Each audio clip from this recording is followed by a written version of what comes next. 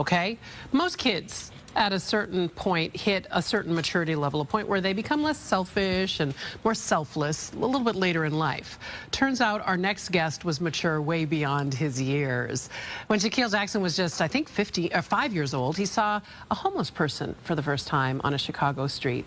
He asked Mom if they could buy houses for all of the homeless people.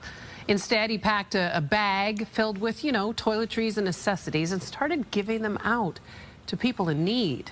That small act of kindness evolved into something far bigger. By 8 years old, Jahkil had established his own nonprofit organization, Project I Am. Blessing bags were handed out on a much larger scale, thousands of them in and around Chicago and eventually beyond the borders of Chicago. Since then, Jahkil's work and his other projects have also grown. Well, I met him when he was just a single digit, and now he's double digit. He's 14 years old. Jahkil, we talked a long time ago in another lifetime, and you have been very busy, my friend. How are you? I'm doing good. How are you? I am doing really well. I think for those that don't understand where all of this came from, you have been so busy. You have been so busy. When other kids your age are probably playing video games or hanging out with their friends, you're running a nonprofit. How do you find the time? Where do you find the energy? I think my parents are a big key to that. They help manage my schedule. Also my Gigi, my grandma. It's just the support system that I have. And also my big calendar, have to give credit to that. I have a huge track calendar in my room that helps me just see what I got to do every day. Visualize it, right? Because you're also making sure that you're still being a kid. You're 14 years old. There's things that you like to do. You like sports. You like to be involved with your friends and in the community. So you want to make sure you're also carving out time for that. Oh, and by the way, school. Yes, definitely.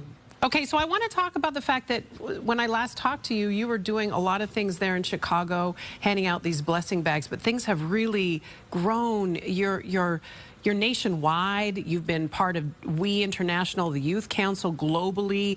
Do you often sit down and consider the fact that there's probably kids younger than you that are being inspired to take action because of what you're doing?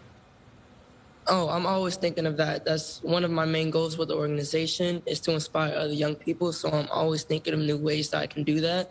It's something that I'm always thinking about, just how I can help the next generation do what they need to do to make the world a better place. It's caught a lot of people's attention, including the President Obama.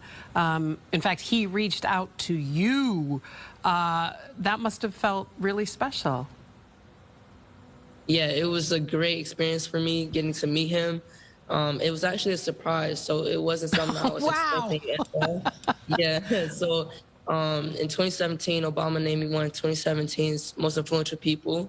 And later, we kept in touch with the Obama Foundation, and they invited us to like a reception. And it was a bunch of adults. I was the only kid there.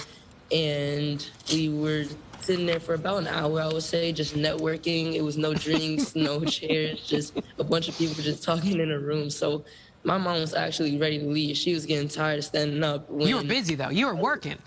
Yeah. I was networking, had my business cards handy. So it was a good day for me. Either way, if I met Obama or not, I was able to have that experience. And then the guy came out and said, "You guys are not going to meet Obama." So that's when I started jumping up and down, getting excited, and I started shaking my mom, saying I was going to be first in line. So when I met him, there's a person next to him who tells him who the person is so he doesn't forget in a moment. Yes. He actually interrupted her when she was starting to talk and said that, "I know who this young man is. I was tweeting about him." Wow. So to know that he remembers me from a few months later is amazing. Jahkil, to know that the then president knew who you were, that must have really done something. It strikes me as, you talk about this as if it's the most common thing on earth.